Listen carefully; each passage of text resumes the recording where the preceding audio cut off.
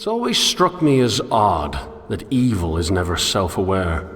I mean, the most horrendous actions, these conglomerate endeavors of warring cabals, are caused by the best intentions. So all that's left is this grand suspicion of idiocy. Good intentions are moot under the control of a ludicrously stupid idea. But my contribution is hardly an appropriate contrast. I would like to argue that my contribution is non-existent, and thus superior to their negative impact. But the truth is, we're all infinitely terrible for not contributing at all, be it through neutrality or detriment.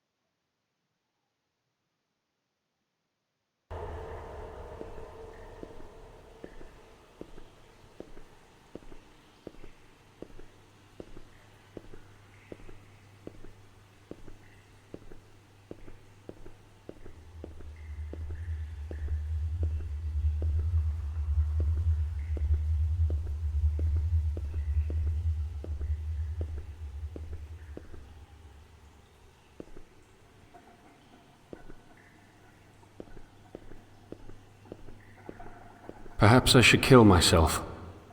It's a rather funny thought, actually.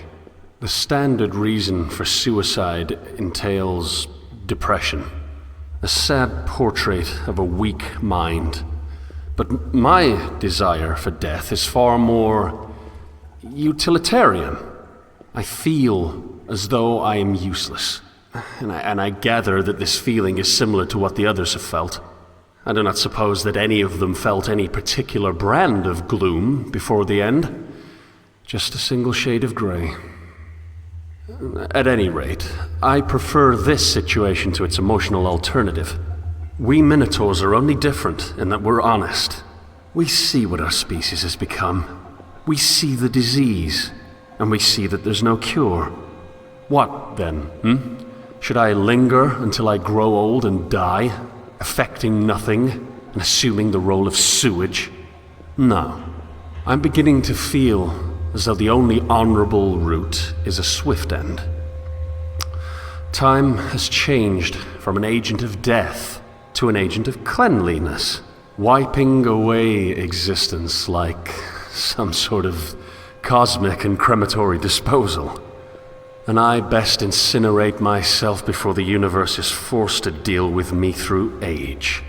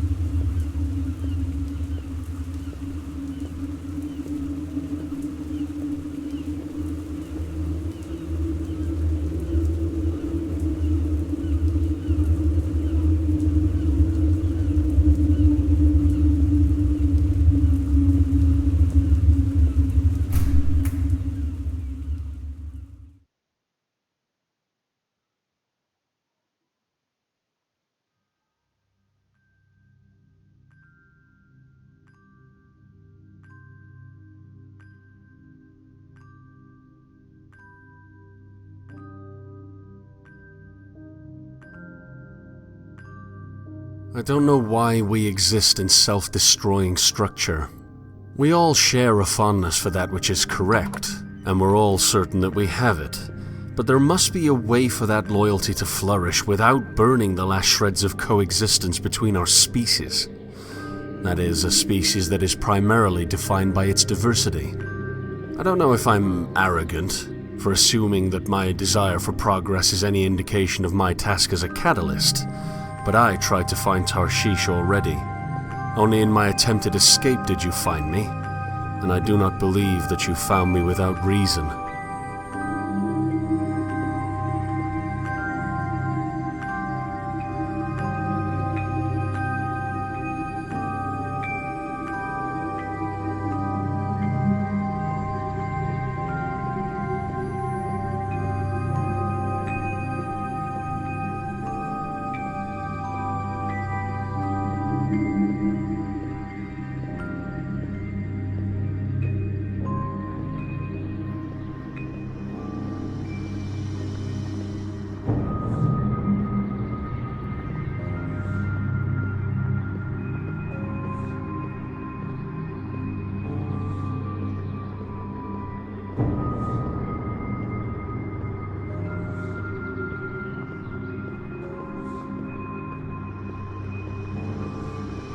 These dreams act as mirrors. Like passive portraits of the complexities of the human mind, they paint self, just as ideas paint the universe. Dreams truly are the most honest form of introspection, even if I can only use them as an escape.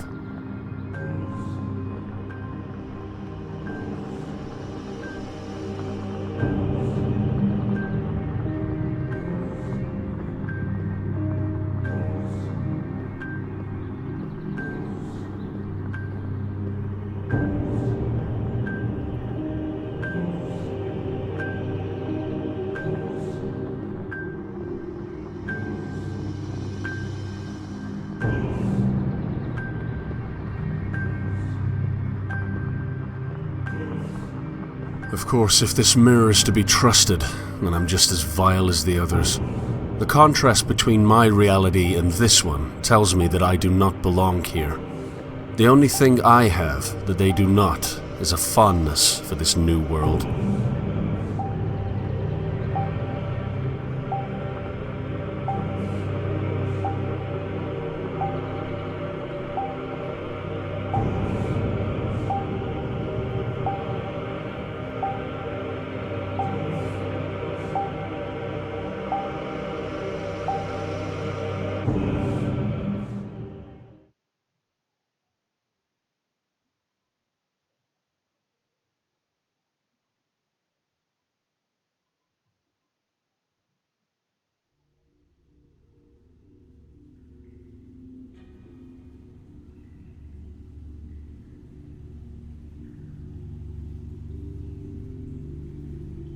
I actually knew the man who lived here. I believe his name was Solomon, though he insisted that the matter was irrelevant. During the few times we spoke, he seemed ungrateful to the point of mental masochism. He would consistently act as though you have somehow maliciously trapped him within your confines to limit what can be done with the outside. I, of course, know you better.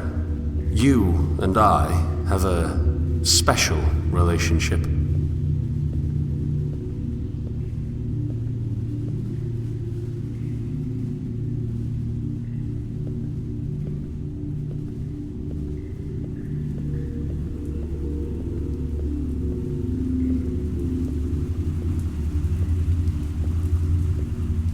Before the fall, I had access to a monolithic complex of voices.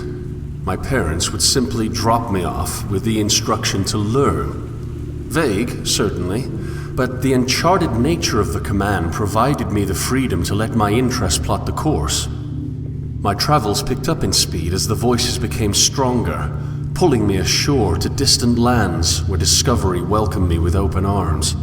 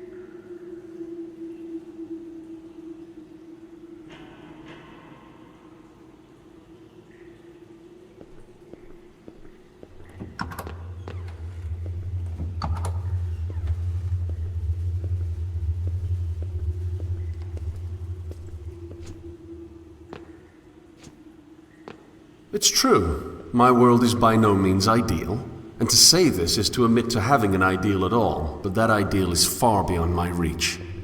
I dream of worlds where humanity ceases to fight over what they're certain of, but those worlds are not a reality. Truth must be compatible with itself.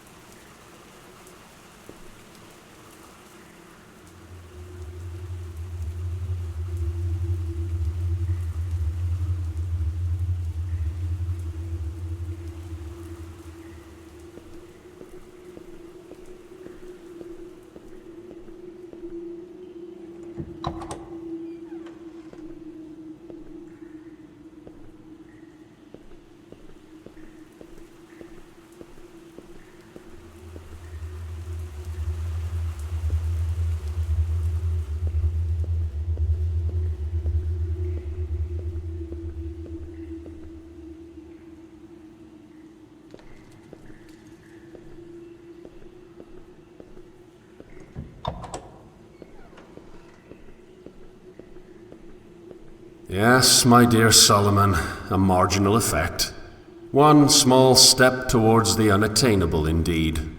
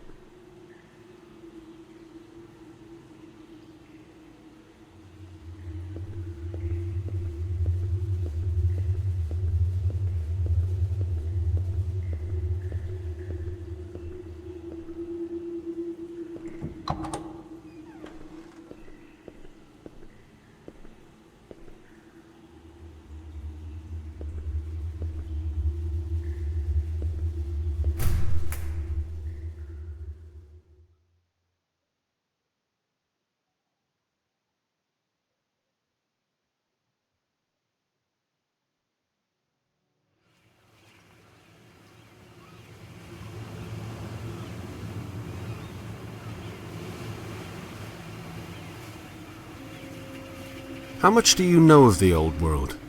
Did you even exist? Were you thrown overboard when your fall occurred, floundering in a new and terrifying negativity?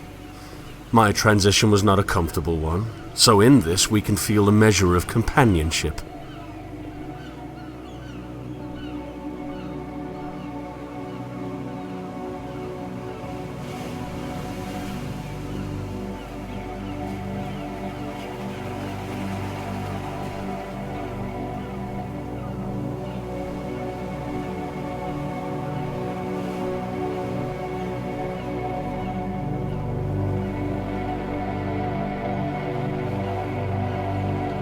Do you still believe in a world out there in the blue?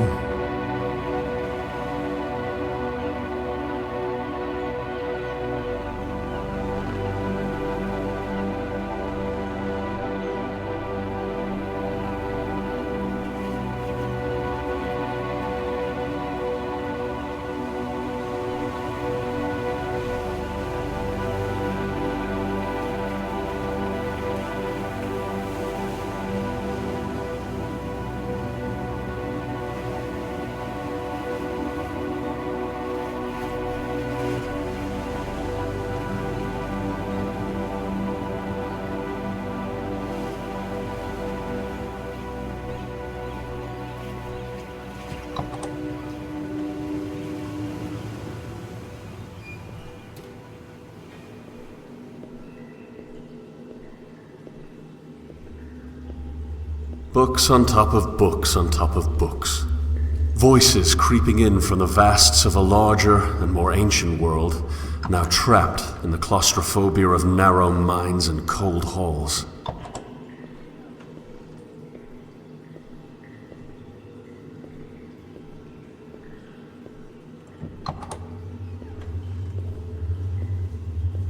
The old world was worthy of the waters that still flow from the inland. These green pipes that provide us with the basic sustenance we need for a pointless existence are nothing but charitable structures for an already stagnant populace. In this sense, our ideas never change because we rejected the source for its fruits.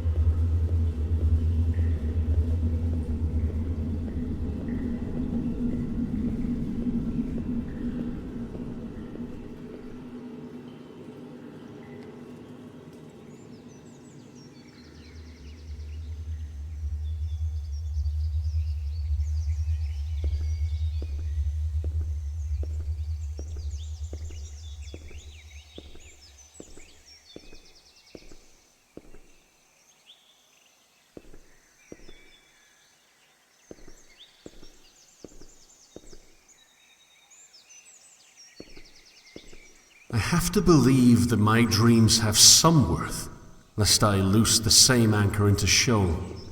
I have to believe that creation itself can bring life to cyclical demise.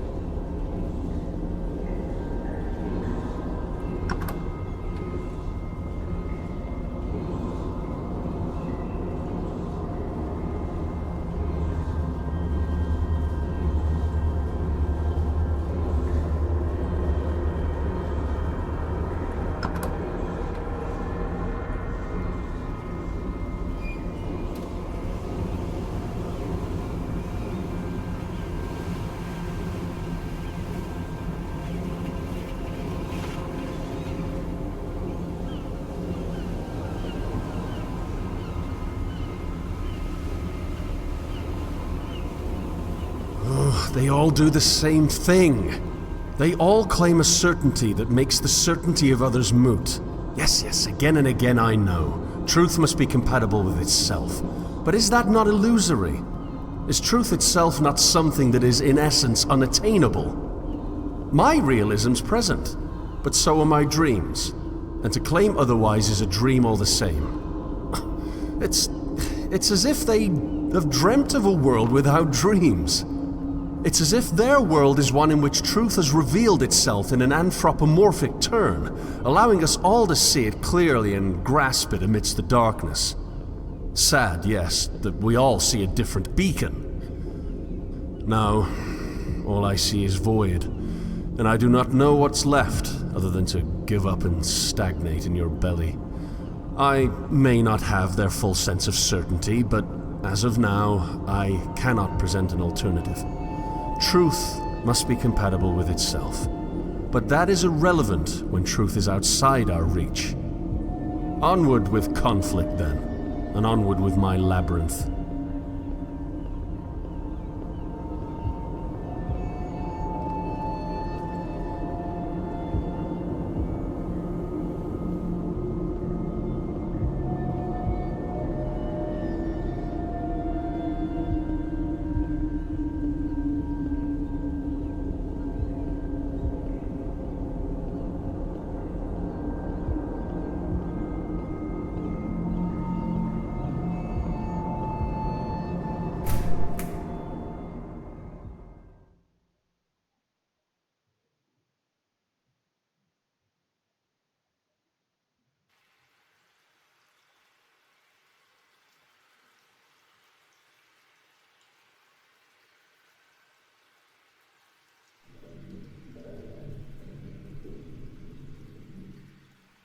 One of the larger unknowing camps is nearby.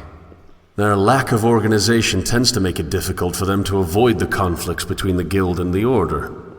Of course, the unknowing themselves make their own little raids. This results in it being difficult to maintain any sense of pity. Regardless, I'm sure the onslaught was horrendous. People never fight harder than when someone else attempts to uproot their anchor, even if that someone only does so by existing.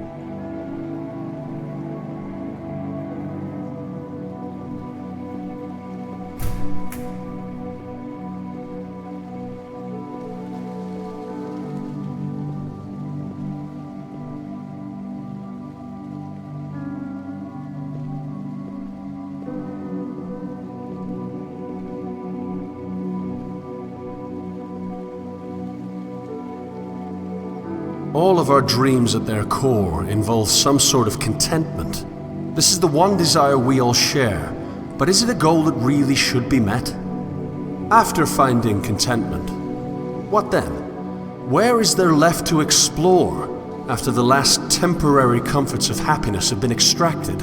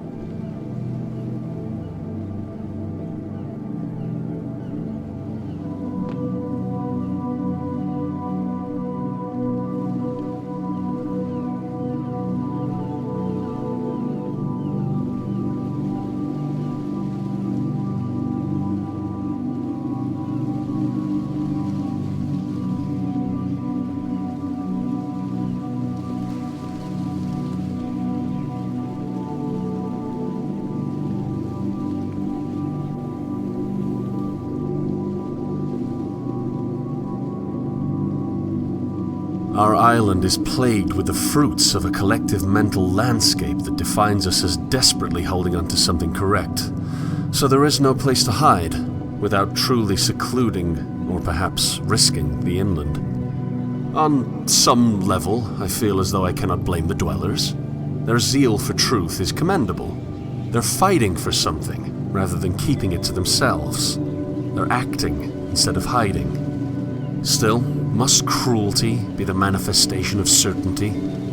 If only truth did not need to be compatible with itself. If only we didn't need an anchor to be right.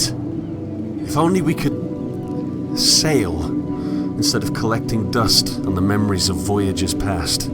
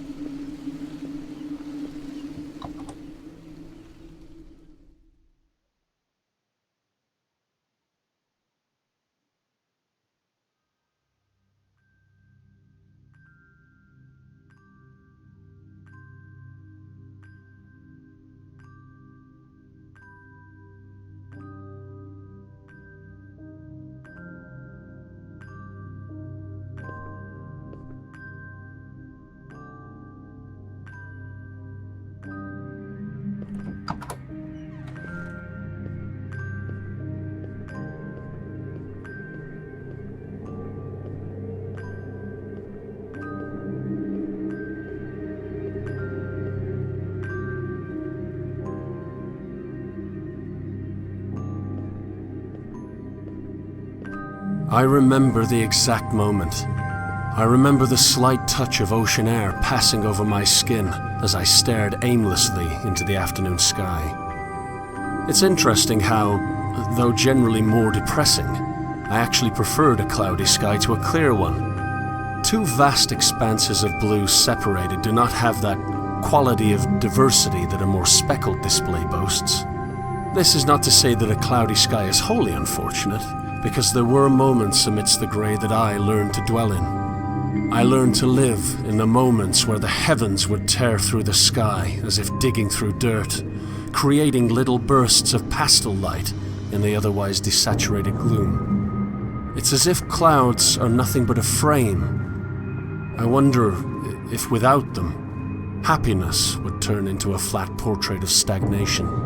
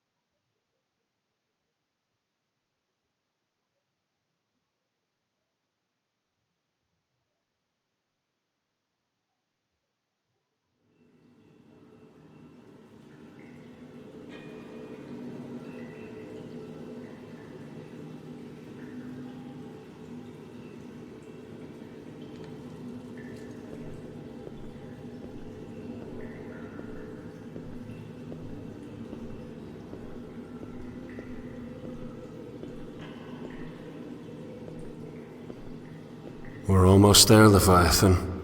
The final step between me and the old city's upon us. I wish I could take you along.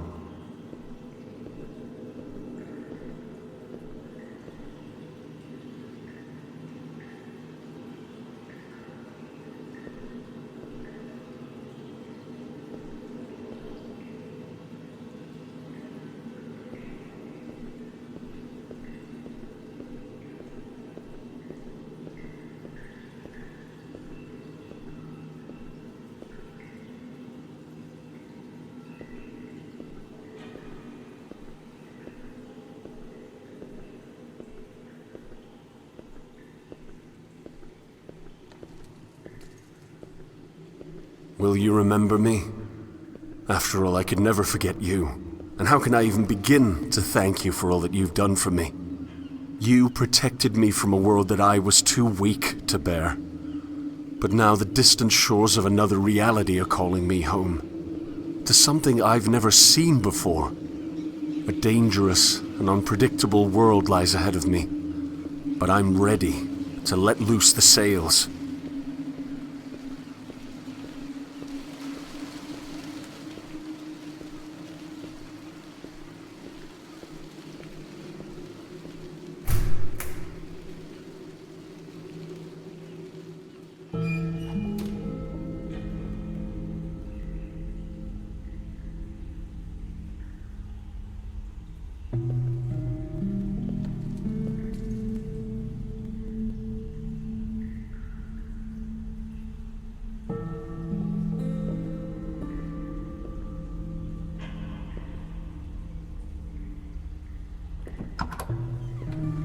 My father once recited a poem to me about an older world.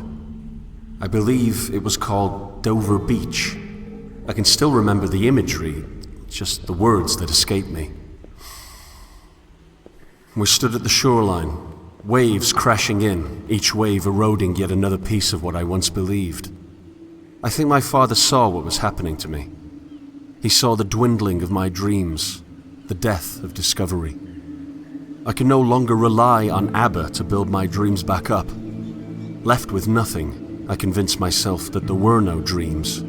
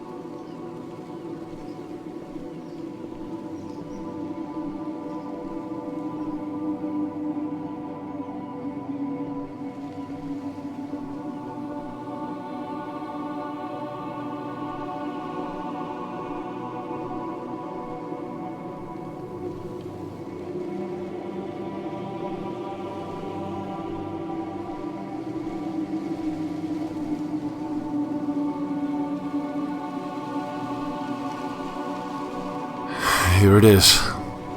The leap. Goodbye, my old friend.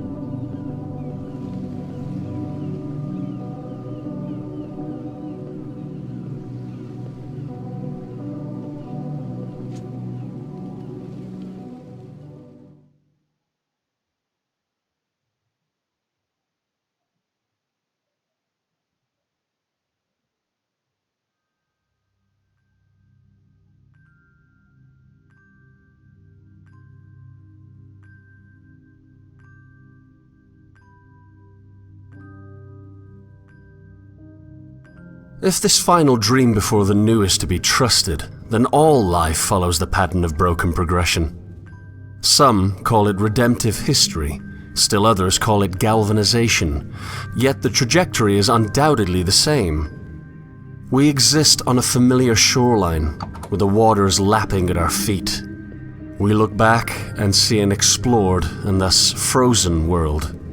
Then, as if subconsciously recognizing the need for change, we dive into a prison of even further inactivity. My prison was my only friend, it seems, but even he saw fit to spit me upon a new shore.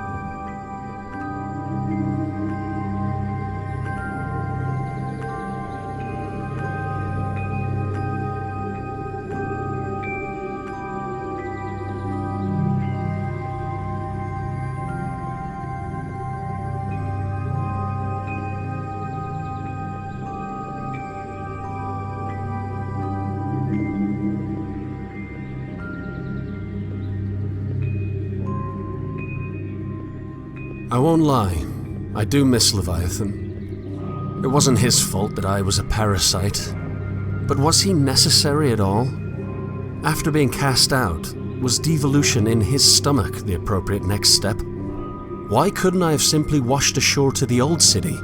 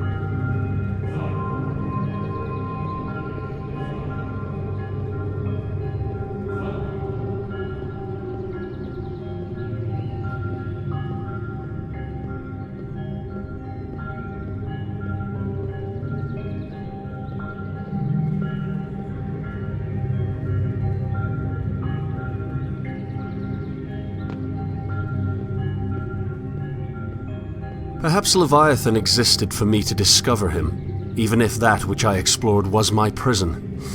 Perhaps I simply needed to see the stagnation before evolving.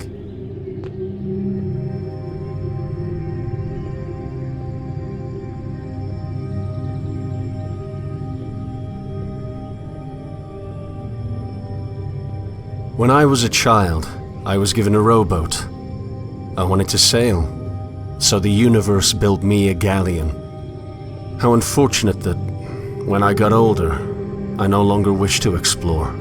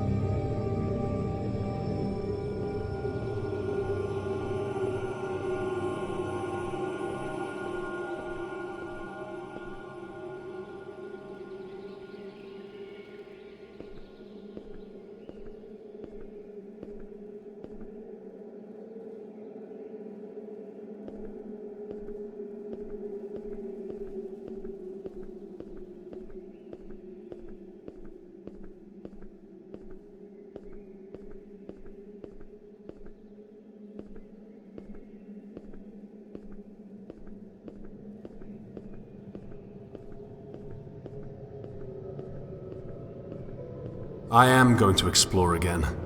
I'm going to board my vessel and sail into an unknown world to dream all the more. I'll leave this dream behind to feel the sand of other shores in my hand and let it loose as I travel inward towards newness.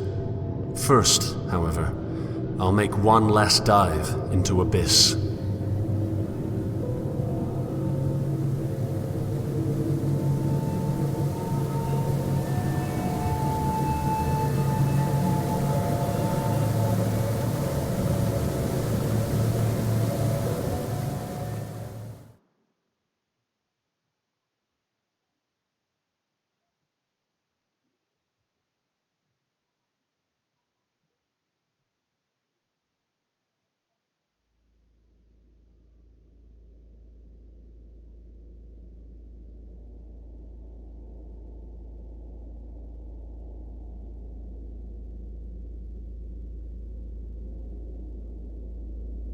Here lies my captor, the great sleeping fish.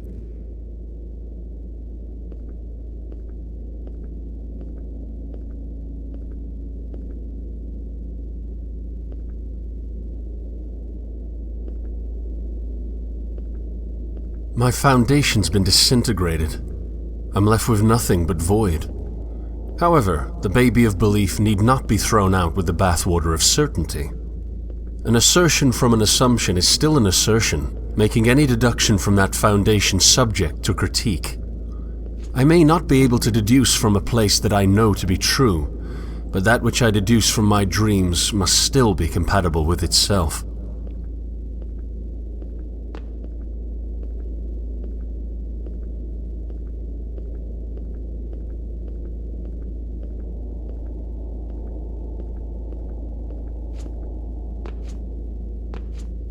Like a child, I regressed with no end. Over and over I asked, why? As each answer demanded further questioning. Eventually, I convinced myself that the regression was nonsensical, by nature of it being childish. But what if that childlike curiosity is the vessel that can bring us to usefulness? What if we put aside the certainty and adopt discovery?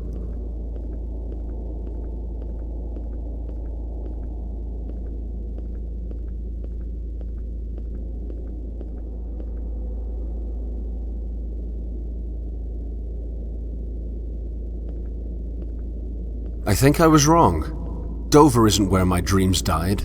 It's where one dream took over. I dreamt that I had no dreams. I dreamt that Dover smothered my belief with certainty. In truth, a truth that I cannot know, Dover ran red. The dream of realism created a monopoly of comfortable stagnation that held me hostage until I could do nothing but cling to Leviathan's innards for safety. My belief was not truly killed, it was captured. One belief was deemed more true than another, and I convinced myself that I was correct. I convinced myself that I could be correct. What if this dream's monopoly was disintegrated? What if I could explore a multiplicity of dreams, never quite knowing which ones are a reality?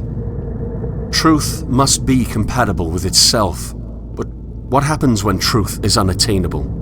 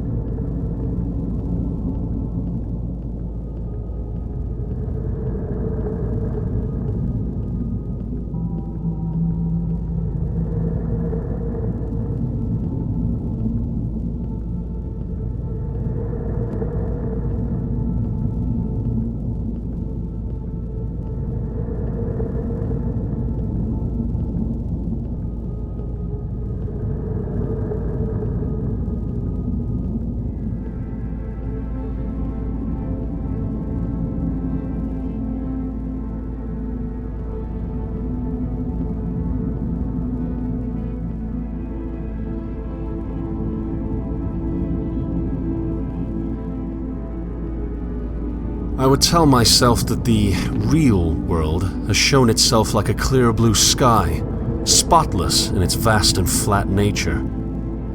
I tricked my own mind into believing that belief itself was not present. Now that the illusion has been revealed, I'm left believing that I can't know.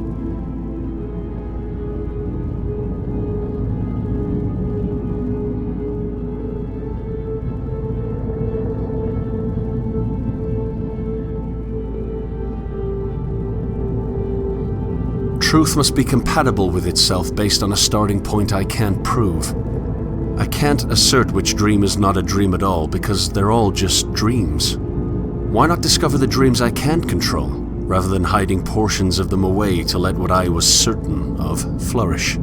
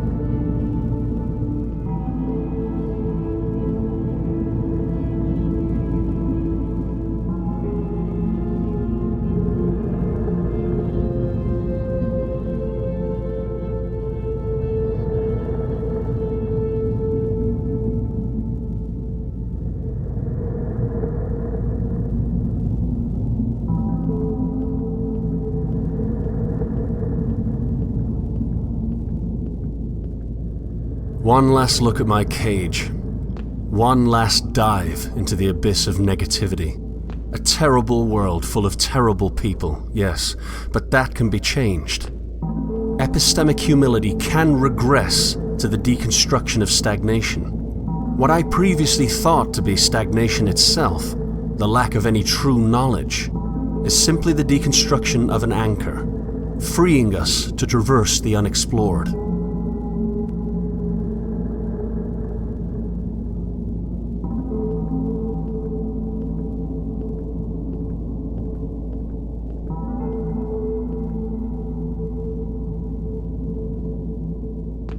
I swam the depths. I confronted the bottom of the redemptive checkmark. I was far more negative than those who still cling to certainty, but that's part of the progression. It's part of the broken progression. In this respect, we cannot improve without first deconstructing. Now, all that's left is to rise to the surface, board my vessel, and set sail for a new and terrifyingly uncertain world. The old city has called, and I wish that more would have the bravery to join me on my journey.